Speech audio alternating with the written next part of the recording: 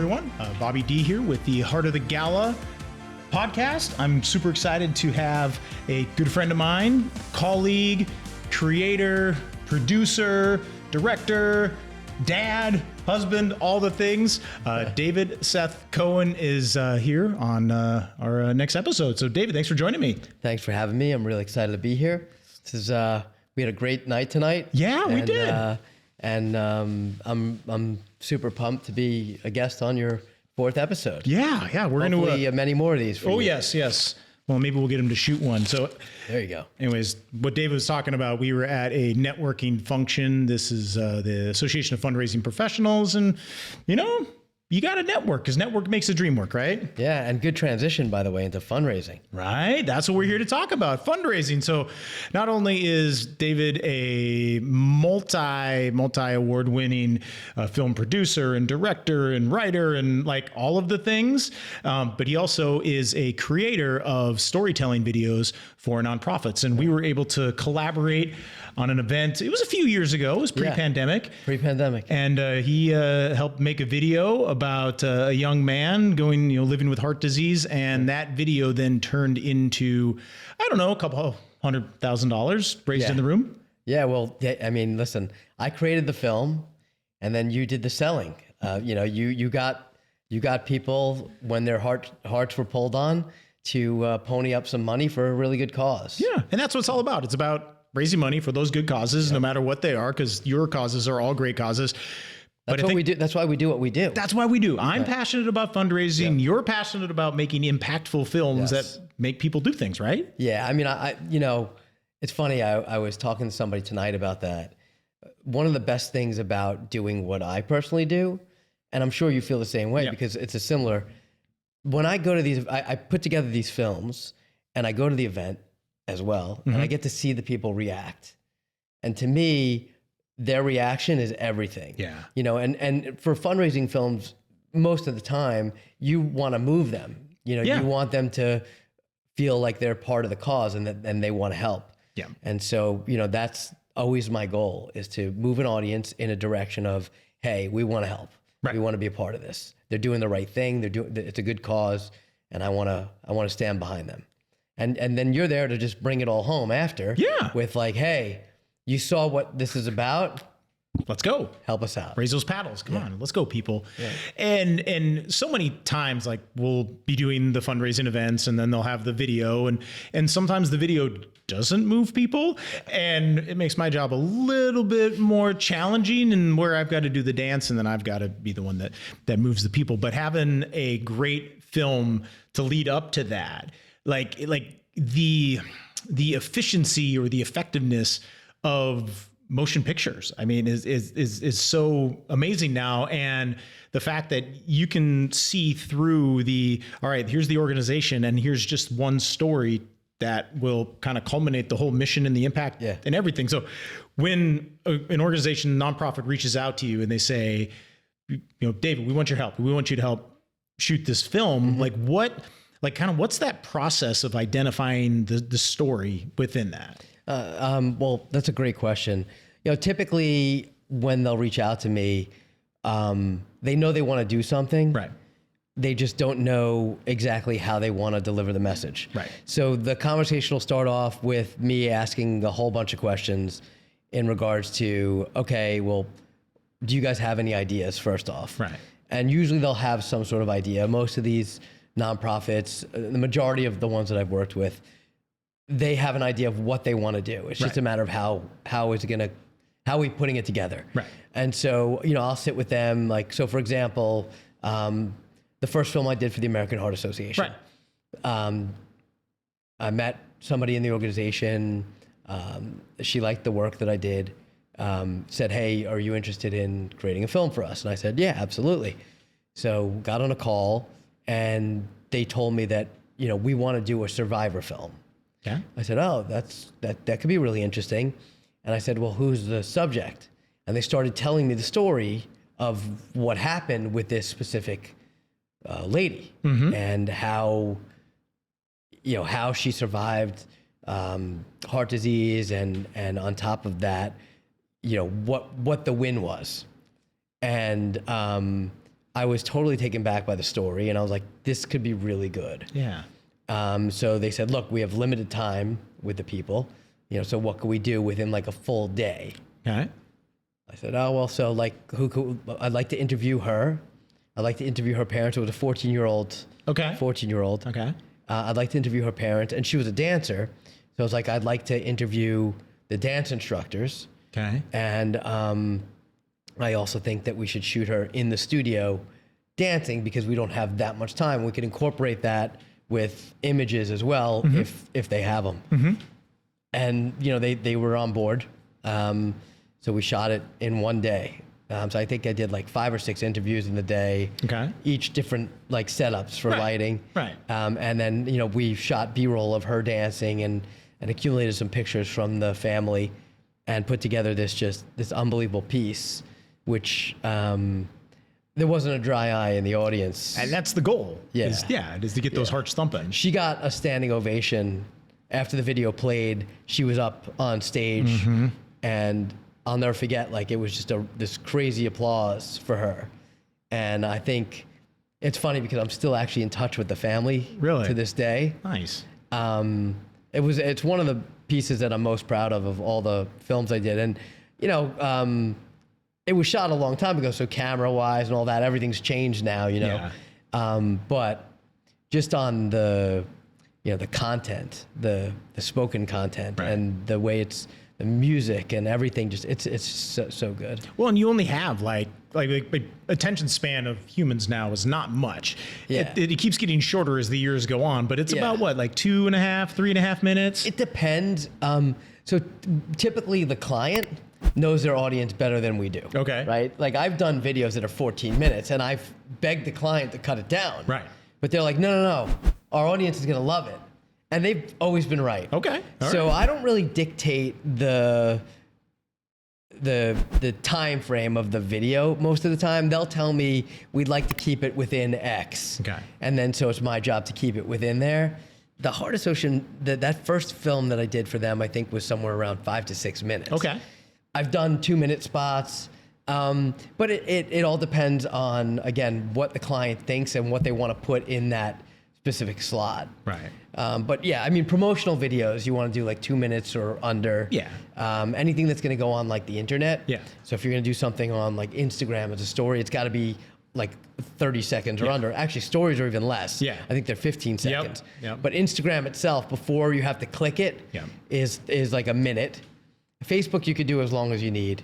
And I'm not sure the length on LinkedIn. I think it's a similar. But it's also, I mean, the content is one thing. The length of the video is a whole nother thing. But it's that like attention that you can capture. Yeah. And if you can capture that attention and tell the story effectively in 15 to 30 seconds. Yeah, that's pretty significant if you can. Yeah. I mean, the thing is, I had a mentor. I used to produce for a TV station, and my mentor, the first thing he said to me, because he helped me with the first nonprofit film that I did to raise. Okay. We were trying to raise $15 million for a school. Oh, that's it? Yeah. 15? No problem. And this was to kick off their capital fundraising campaign.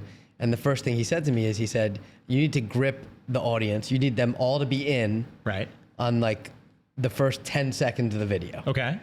And if you can capture them in the first 10 seconds, you got them the rest of the time. It doesn't matter how long the video is. Okay.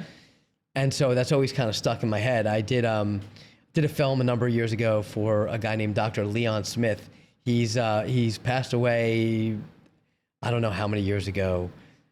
This guy used to call me at least once a year to thank me for the video that I produced for him and his foundation. The opening of the film was a gentleman that was also a doctor talking about how his wife was having these issues. She was pregnant and she was having all these issues. And it was like 2 a.m. Okay. And nobody could figure out what was going on. And he thought she was going to die. Whoa. And he called Dr. Smith, 2 a.m. Smith answers the phone, shows up at the hospital 15 minutes later, speeds out to get to the hospital, talks to her, does a full examination, figures out exactly what it is, saved his wife and his son. Wow. And like that automatically, him telling that story within like 15 to 20 seconds, however long that, you're in automatically. And then the rest of it is, But and it was cool because when I was actually at the gala when that played, and there were probably like 600 to 800 people at this event. Wow. And just seeing everybody's reaction to it, it was so cool to watch them, especially to that opening line. I remember just seeing people like, you know, watching their faces. And there were prominent people there too. Yeah. It was like politicians and like celebrities that he knew. And so it was interesting. It was an interesting thing. And that's the key. You got to get them right away. You got to hook them right away. Yeah. You know, and it's that, I mean, that's what gets us to stop as we're scrolling all the way through. It's that like, okay, what's that, you know, not necessarily a sensational thing, but what's that exciting thing that it does? It captures your attention. In a ballroom, you know, everybody, lights go down, video comes up, you've got that attention. Yeah. But like you said, you have to have that hook. You have to grab them. You could lose it quickly too. Right. I mean, you know, if you put the wrong content up, you're not going to get an audience to want to watch it. Right. You know, they're going to start talking to each other. Check their phones, you know how it is. People are drinking at these events and hanging out. You know, they're there for fun also. I mean, to raise money for a good cause. But, you know, the key is you get them in and you get them hooked. Right. And once they're hooked, they're all the way through. They got to see how it ends. They'll stay. They'll stay. Okay. So then, you know, we're always loving to give value to our nonprofit clients that are out there. So if you had a nonprofit client and you approach them and they're, you know, let's say it's a food pantry. And they're like, okay, David, we want you to help make this film. And we serve, you know, 1.5 million meals a year. And we're this and we're that. And, you know, and then gives all of these wonderful statistics. Like, when you're telling that story, like what's more important, like the actual story or like the numbers? They're like, look at all these people we help. I mean, I think the numbers are important, but I wouldn't open with that. Okay. To me, it's more important the people. It's all about people. Right. You know, people connect to people. Okay. Right. People connect to numbers, but in a different way. Yeah. You know, if you something like that, if you have somebody that this food pantry has essentially saved their family, where their family wouldn't have been able to necessarily eat without this pantry and this organization. To me, that's way more captivating than showing like numbers of people they helped. Pie charts and all that kind of stuff. Like, I would incorporate that later. Right. But, you know, again, to me, it's the people that these organizations helping, or a pet, for example. If it's a, you know, pet organizations, because those are, you know, people love pets. Yeah. I love pets. Yeah. So, you know, that's another, you know, people, pets, something that people could relate to. I don't think they could relate as much to numbers. Right. I think it's a big thing, but I think, again, it's all about the people. Okay, so let's say, so pets, definitely easy. People, easy. But now let's say it's like a land preservation, a land trust, something like that that's trying to preserve a like either a structure or a special space in a city. Interesting. Or whatever. And it's like, okay, well, we have this whole room of people and there's this dirt or these trees or this space that we're trying to preserve or save or whatever. Like how do you connect people to that? I think people are connected to land. Yeah. I mean, you know, if they're preserving the land, it's for a specific reason. Okay. You know, I mean, I need to get a specific example of like a land, but, you know, I had a buddy that did a documentary on land that like Indians had for years and they were getting kicked out. Okay. I mean, I guess that's also people. Yeah. But if it's like a preservation site, I guess, you know, you'd probably want to talk about why it's so important, why the land is so important, why we need to preserve it. Right. You know, and what the significance of that land is. To me, that would be the way to probably get into something like that. You know, I've never done a land preservation film before, so it'd be interesting. You know, for me, I'd have to ask a lot of questions of the organization and dig to find out what the story is in my head. Dig in the land, get it? Yeah, it's good. I like that. Okay, so here, I'll reframe this. Yes. I'm a surfer. I love surfing. I love shooting surf photography and videography and all the things. And Surfrider Foundation is one of, you know, kind of my soft spots. That is, because surfriders out there, they're the protectors of the waves and whatnot. And for me as a surfer, it's like, okay, hey, we're here to save the surf. I'm like, okay, yeah, take my money, no problem. Because if there's no surf, there's no surfers. I gotta have this because I want this to be here for a long time. Yeah. But let's say I bring a friend to the event and they're not really a surfer, or they're not really a person that recreates in such a space and whatnot. Like how do you draw someone in that's kind of like in, but they're not all the way in? Like how do we? Yeah, I think you draw them in with like using somebody like you. Okay. Like that it's so important to, again, there's all these causes that are important to people for whatever reason. And if you can get the right person to communicate that and make it a heartfelt story, why wouldn't somebody support it? Right. Okay. I think that's the way to kind of roll that. Again, it's the stories. It's what's the story? How do you make it important to other people? And I think that's through other people and their reason behind. I mean, every cause there's somebody behind it, right, that cares about that cause for some reason. Yep. Right. And then there's other people that will support it. So you talk to the people that support it, why they support it. You talk to the people that started the foundation. Why did they start it? Why is it so important? And I think that's the way you kind of go into any of those things. Like it's not rocket science. It's a matter of learning about the cause, finding out why it's important to the people that are running it, right, and then being able to portray that in a way where it's important. It makes it important to everyone else too. Yeah, we always call that the kitchen table moment, where because all nonprofits are born at the kitchen table. Some people, a couple, one person, a family, whatever, they wake up one day and they're like, "That's it. We have to do something," and it's usually at the kitchen table, and they're like, "We have to do something," and it starts here. Right now, and that like that story that begins with the why, and the finding that why and identifying that why for your organization is so key.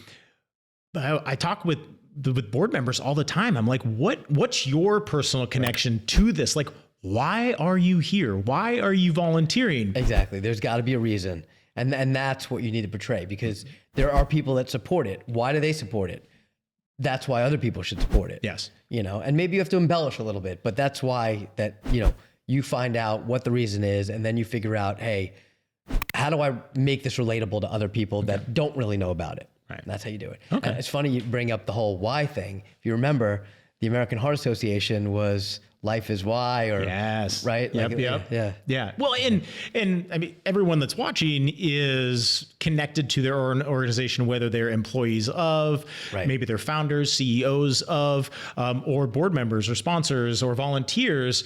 There is that connection that takes the idea in the person, and that connection is the why point. Even donors are on board to these organizations, and there's a reason.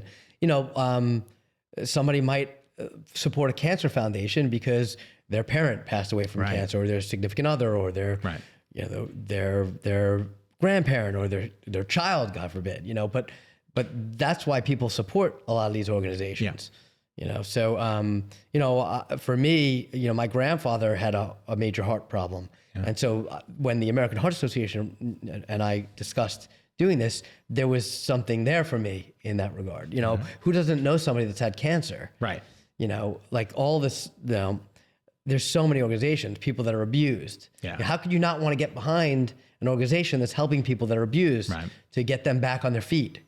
There's a lot of great organizations. A friend of mine, he's the CEO of an organization called Steve's Camp, and this foundation essentially brings inner city kids to a camp for free, so they could experience camp life, and it's a great cause for people. So there's all these different causes out there, so many, and it's just, I think it's noble of people to do what they do, and I really enjoy doing like the film part of it.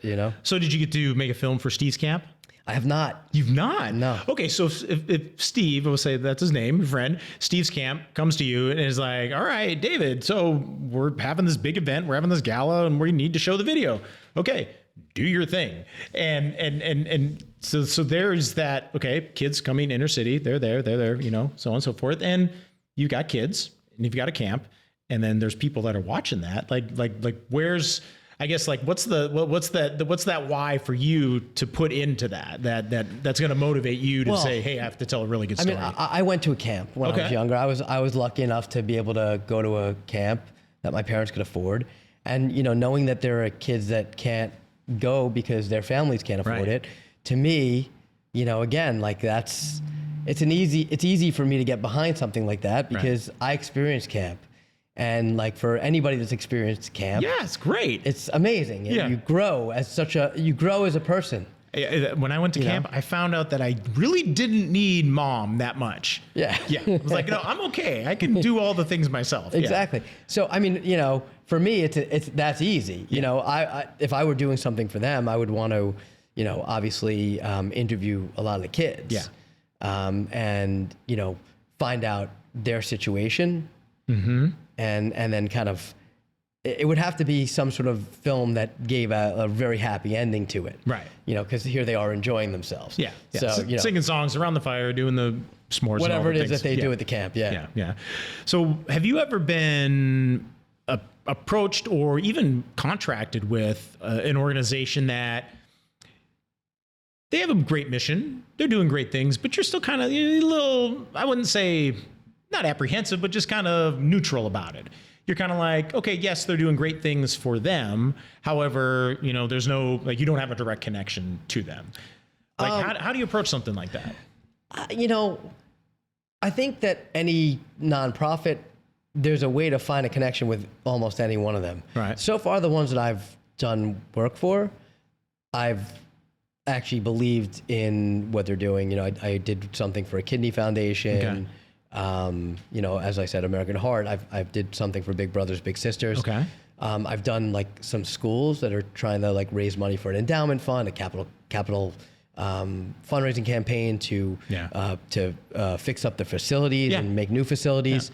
I so far every project that I've done in the nonprofit space, I've been able to get myself behind. So as you're making a decision of clients to work with, I mean, as much as they're deciding to hire us, we're also kind of interviewing them as well, too. Oh, every time you talk to somebody that wants to potentially hire you on a project, it's a two-way street in an interview. I mean, I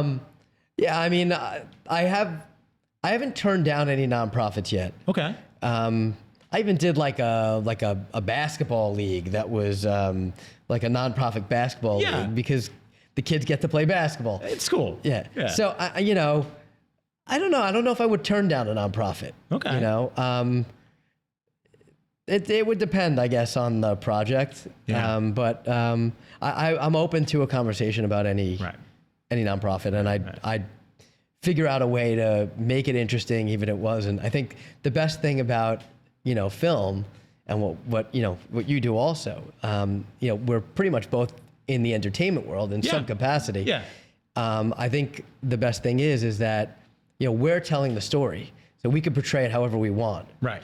And so there's always a way to make it into something. I mean, I'm sure you've done. I mean, you've done. There's countless. There's been a couple fundraisers. times. Yeah, there's been a couple times like the speaker gets off stage, and they really didn't say anything, or it really wasn't that compelling. That's what I'm saying. And then you got to figure it out. You got to figure it out. And it's like, okay, well here, we are at this time, and we're here together, and we've got to fund whatever it is. And it's with the sincerity, it's with the authenticity, it's all of those components that are built within it. And you're right. Sometimes like you're handed like this, and then you got to create something out of it. Yeah. Yeah, but that's what we're hired to do. You know, you and I are hired to come in and turn something into, I wouldn't call it a spectacle, but like turn whatever it is into something that's captivating to an audience, and that's going to get an audience to essentially finance whatever the goals are of the organization. Right. So when you say, you creating something, what I love about, again, the kitchen table moment is, again, that spark. There's that 1 second where it was an idea that was maybe it's always been an idea, but then from that idea, now it's something. And how does that feel to take like an idea of a nonprofit? They come to you, they say, here, we need to make this movie. And then again, being there in the room, watching where it came from, again, that spark, that second, that little instance where like, okay, let's create something that lives and breathes and actually is useful, that always blows my mind, where it goes from just such an arbitrary thought to where it's like now solid. It's a thing. No, I mean, I love it. You know, I love creating. Yeah. So for me, you know, whether it's a film for a nonprofit, whether it's a commercial for television or the internet, a promotional video, even a customer testimonial video, I enjoy what I do. And I feel like I'm blessed and lucky to be able to do it, because there's so many people out there that want to do films, that want to do video, that want to do photography and all that kind of stuff. And they just, for whatever reason, aren't able to do it. And I've been doing this for over 20 years now. So like, I just consider myself really lucky. You know, I absolutely love it. To me, you know, I don't want to say it's not a job, but like, I'm not sitting at a desk all the time. Right. You know, I'm creating something. I'm creating something that could live on forever. Right. And I love that. So I love what I do. And to me, it's, you know, it doesn't feel necessarily like work. Right. Some projects feel a little more like work than others, but most of the time, I'm just happy to be there. You know, I just love what I do, and I'm super happy to be there. Did you always want to make films? Like when? Okay, so then rewinding back to childhood. Like, do you remember that spark, that idea that says, "No, I want to make movies. I want to do films." Like, was there a time like that? So when I was a kid, I wanted to be an athlete. But hey, look at the stature here, so that's not happening. Yeah, right. I was a good athlete, believe it or not, but that wasn't in the cards for me, yeah. You know? Yeah.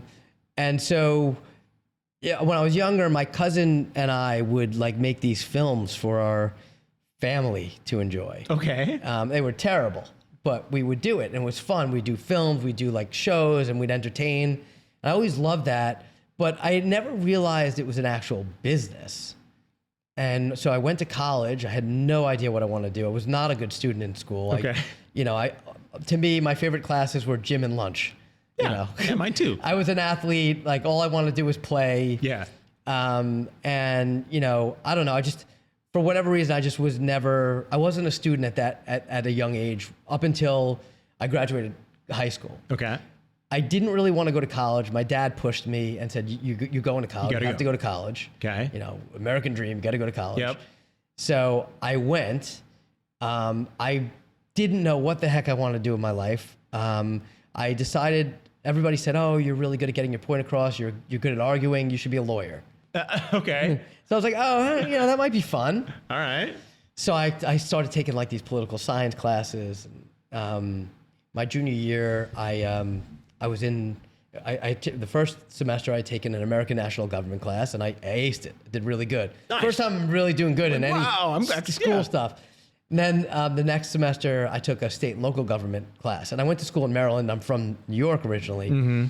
And the state and local government in Maryland and New York are very different. Totally different. So I was not doing very well in the class. All right. And it was upsetting to me because I had really buckled down in college and tried, and I was doing very well. So at the same time, I was taking an intro to film class. Okay.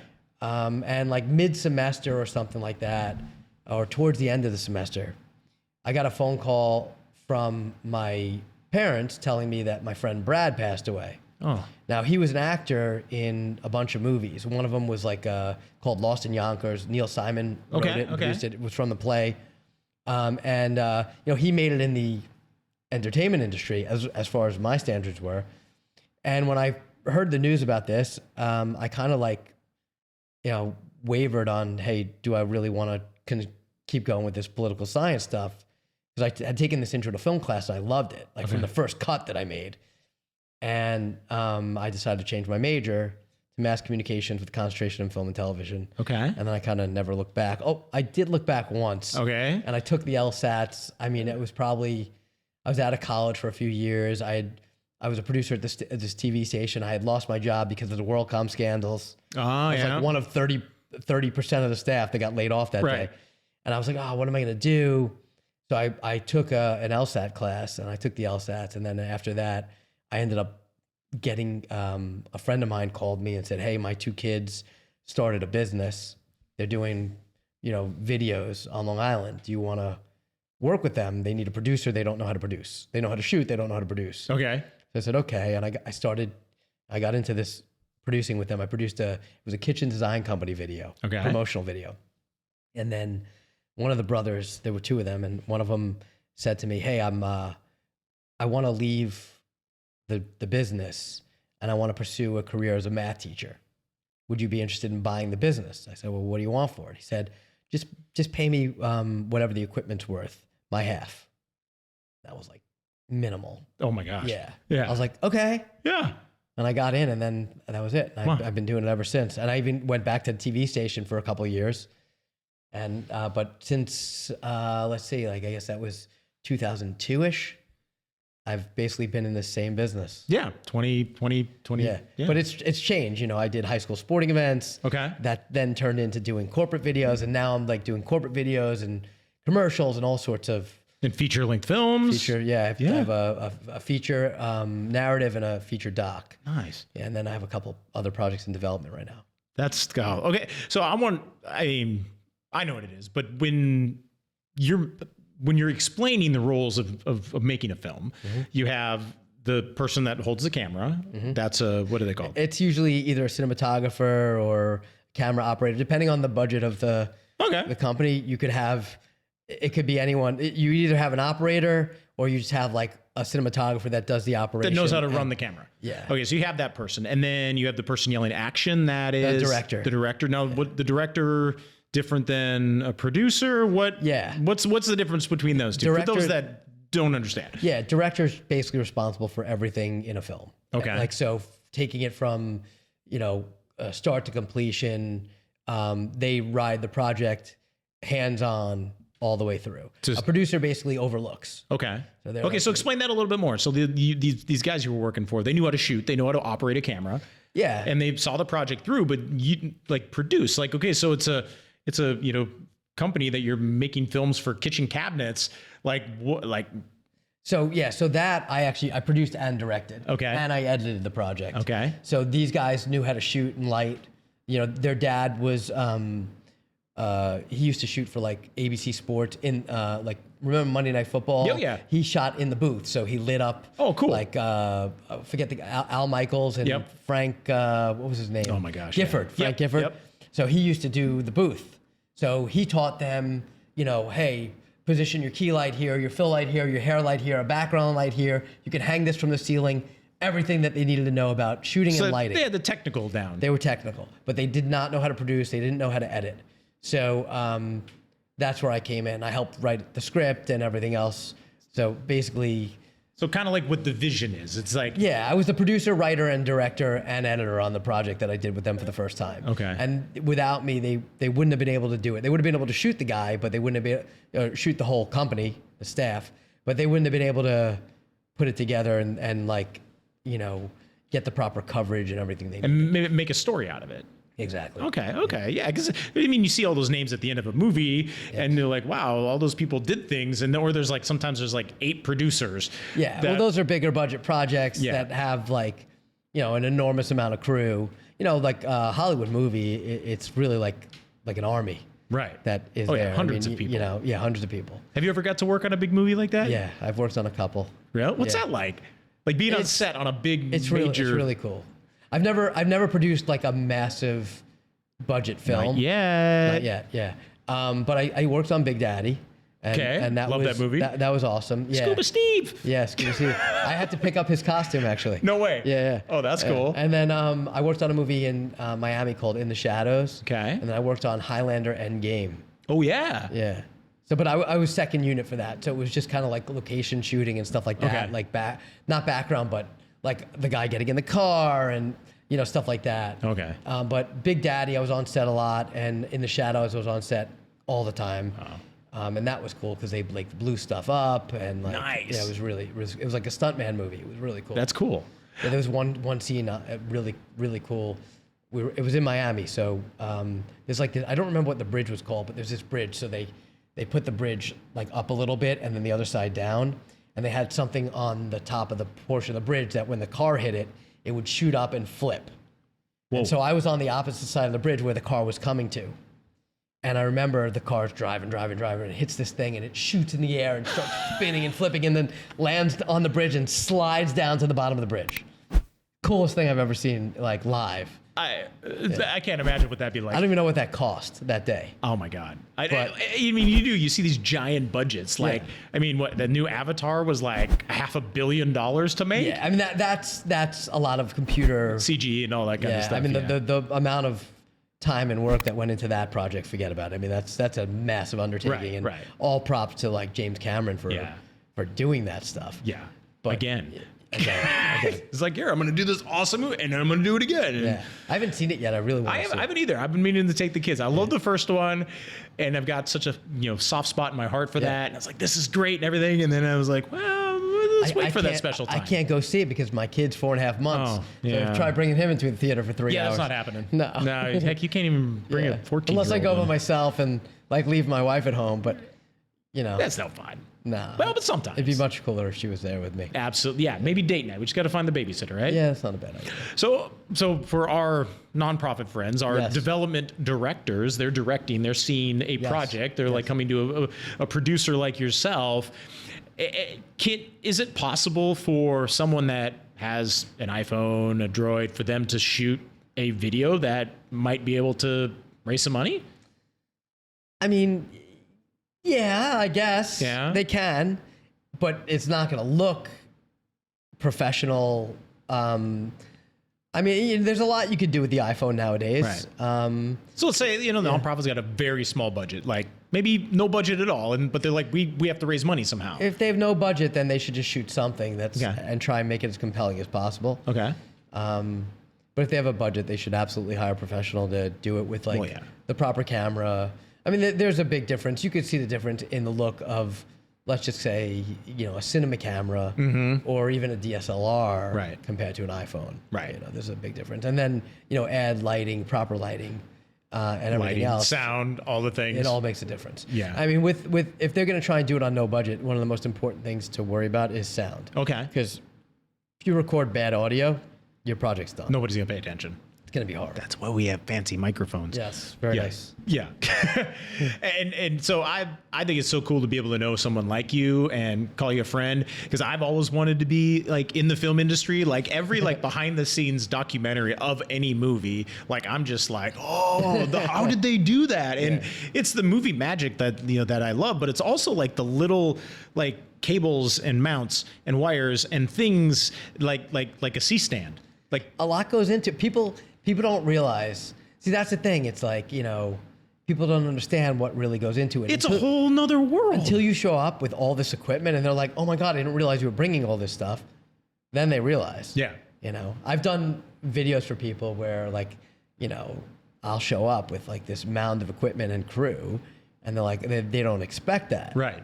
They're like, you're just going to come in. But this is how you make a proper project. Right. So, look, things could be done on like a very small crew, like a 2-man crew, 3-man crew, or 3-lady crew, or whatever you want to call it. Yeah. 3-woman crew. But, it all depends on the budget, what the story is, what you're shooting. I mean, good equipment goes a long way. Okay. But not absolutely necessary. I don't see anybody raising a lot of money shooting something on an iPhone without proper audio, without it looking good. But listen. You know what? I may be wrong. I have a challenge to the audience. If you have a video that's been really compelling for you and it was shot on an iPhone, yes, please send it to us. Yeah, send it to us. I want to see it in the comments because I'm definitely going to put a bunch of links to your videos, in the show notes so that people can, come back and see the work that you've done and kind of see what, a truly compelling, inspiring, like fundraising film looks like. Yeah. And if you have a great film, please share it as well, because that's what it's all about. It's all of us getting together, making events better and raising more money and just making a bigger impact in the world. I love seeing other people's film. Yeah. It's you learn from other people. Yeah. Everybody learns from everybody. I'm still learning. Yeah. I mean, I'm doing this for 20-something years and I'm still learning. Absolutely. So everybody is. Even Steven Spielberg's still learning. He always. Yeah. George Lucas, I think he's pretty good though. He's done. Yeah, he's all right. He stopped, I think. Although I heard he might be involved in another like Star Wars thing. Yeah, I think Dave Filoni's kind of wrangled him in and said, "Come on, George, you got one more in you." I love Star Wars. Oh my God, I'm such a geek. And anyways, we're not going down that avenue. If someone that's out there watching that wants to maybe move into the film production or storytelling kind of world or industry, any tips? Yeah, I would say watch a lot of fundraising films. Okay. Find fundraising films that are captivating to you, that like move you, and then try and emulate. Don't copy, but use it as inspiration. Okay. And capture the audience immediately. Do we have to go to film school anymore? I mean, I don't think so. There's so much on YouTube. Yeah, I've learned everything that I know about photography and videography from YouTube. But the truth is, you learn more from doing than anything else. Right. When I was younger, I remember, somebody said, "Oh, you want to make a feature film?" I said, "Yeah." They're like, "Then just do it. Go do it." But I can't even conceive, conceptualize like what that looks like. It's like, okay, how much film do you have to shoot to make a 90-minute feature film? I mean, it depends. Depends on the project. Yeah. Depends on how much coverage you end up getting. Okay, so if you shot it you could shoot it where you already have your cuts in your head. Okay. And then get it done really quickly. Meaning, so instead of shooting, now we have 2 cameras here. Yeah. Okay. So you have 2 options. Right. To go to in post-production. Right. In a lot of films, not only are they going to shoot these 2 setups, right? But then they'll do like a close-up of me, a close-up of you, and over the shoulder of me, and over the shoulder of you. Right. A camera that's moving, a dolly in, a dolly out, all this kind of stuff. Right. To make a film quickly, if you already have a plan and the whole thing mapped out, so you say, okay, the first shot of the movie is going to be like a drone slowly coming down to a house. Mm-hmm. And then you're going to do a dolly shot up to a table where 2 people are sitting. Okay. And then you're going to have a close-up of the first person talking. And you kind of fully plan it out. You could do it a lot quicker. Okay. That's really low-budget filmmaking. Okay. So the first film I ever made, the teacher gave us, he basically said, you need to cut in camera. Okay. No editing. No editing. Cut in camera. So you make the movie by cutting in camera. So what that means is, if I wanted to shoot a film here, I would do exactly that. So I'd shoot an outside shot, maybe walk through the doors, up to you. You'd say, "Hi, I'm Bobby, and I'm here." And then it would cut to me, and I'd say, "Hi, I'm David, and I'm here." But I had to cut it in camera because there was no editing. So the whole film needed to be cut in camera. Wow. And that was a really good lesson because you learn. It's almost like TikToks. People do TikTok. Yeah. Now people are editing it. When Yeah. TikTok first came out, people weren't editing it. They were cutting in camera. Got it. And Like they'd push pause and they'd set the next thing up. And yeah. And that's so that. Ah, okay. Damn. Yeah. Okay. So 2 feature-length films. Yes. The documentary. Yes. Which was Finding Sandler. and we're not going to spoil the ending. Yes. But he was looking really hard for Adam Sandler. Yeah, trying to have a drink with Adam Sandler. Okay. All right. Soon to be out on one of the Hopefully streaming one of the services. streaming platforms of some sort. Yes. Yep. Okay. And so then the second film, what was that? It was called After School Special. It was shot in LA in 2015. It's like a teen caper comedy. Okay. Yeah. And did you write that? No. I had nothing to do with the creative part of it. Okay. I helped produce. Okay. And I actually had a small role in the movie. Cool. But I don't recommend it. It wasn't the greatest movie. It wasn't. Well, we gotta. It was something in the bag, which is good. Yeah. And it actually did get distribution. It was on Prime for a while. Okay. And it's still now available either on Tubi or Vudu or one of those. And I think it's for sale on Prime. It's probably still on Google Play and iTunes. We sold it around the world. It went into all different countries. Wow.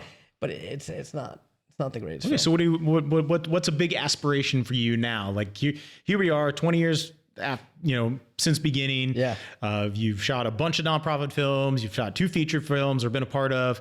Been in front of the camera, been behind the camera, and here we are. It's the first day of February. Yes, it is. And what are you looking at in the future that you're like, you know what, life will be. I will mark this life successful when I get this, or if I get this, or yeah. Well, I'm currently in the process of developing an action comedy that's animated for adults. So a cartoon animated comedy for adults. And it's a series. Ooh. that would be really awesome to be able to get that out there properly. Because it's just such a fun adventure. Heck, you might have the next SpongeBob. Who knows? Yeah. It's called Code of the Samurai. Ooh, watch out. Yeah. And then I had written this tennis comedy with a few other people. Okay. There's been like a basketball comedy. There's been golf, obviously. Yep. There's been football. Right. There's been, soccer. There was bowling. Bowling. That was a great movie, Kingpin. Yeah. There's been attempts at tennis comedies, but nothing that was like a dodgeball or something like that. I love that movie too. And so my a couple writing partners and myself wrote this tennis comedy. It needs updating because times have changed since we had developed it. We had raised $2.5 million for the movie a number of years back. Wow. Yeah. But we had 6 months to match it. It was right before the pandemic. We weren't able to match the equity. Yeah. Yeah. So, we're pretty much starting over, but we need to do some rewriting because of the changing times. Right. And some of the surprises in the film need to be updated. So, an idea. I mean, what's this new sport? With the squash, pickleball. Pickleball, yeah, great sport. Yeah. So, I mean, maybe it's the first pickleball movie ever. Interesting. That's an interesting idea. Yeah. Look at that. Hey, I like it. See, look at this. Because I mean, it's all the rage. And I mean, hell, they even have a professional pickleball. Oh, I have so many sports comedy ideas. Like, my God. I have a wiffle ball movie that I started on. Nice. And then I have like a darts kind of comedy, and then I have this other one. So it's like not a horse racing movie, but it's like camel. It's called The Camel Jockey. Okay.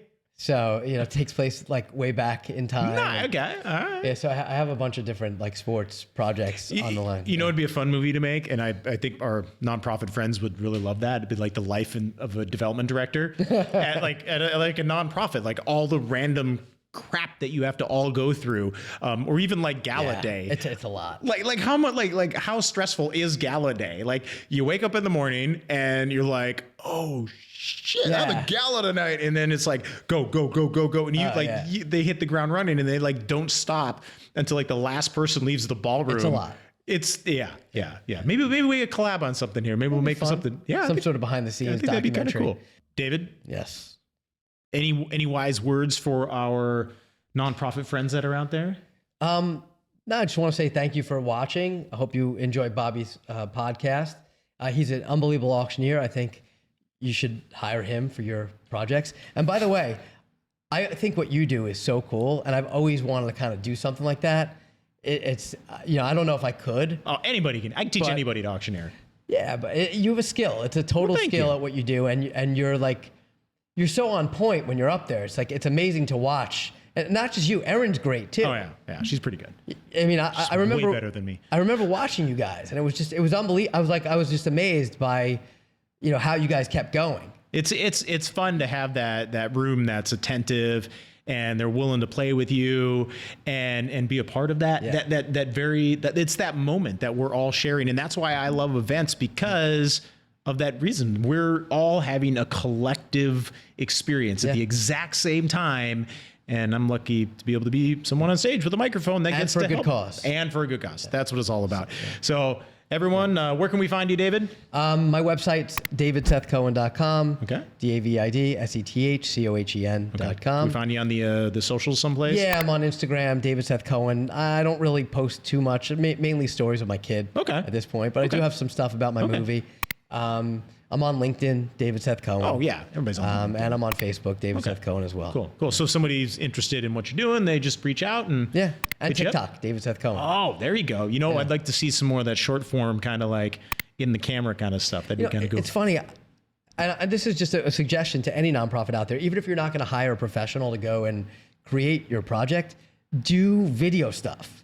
Okay. Do stuff. Just even if you do it with your phone and it's like stories. Keep active. People will notice. Okay. People will notice. Consistency. Yeah, consistency. Nice. Awesome. Well, thanks for joining me. Thanks for having me.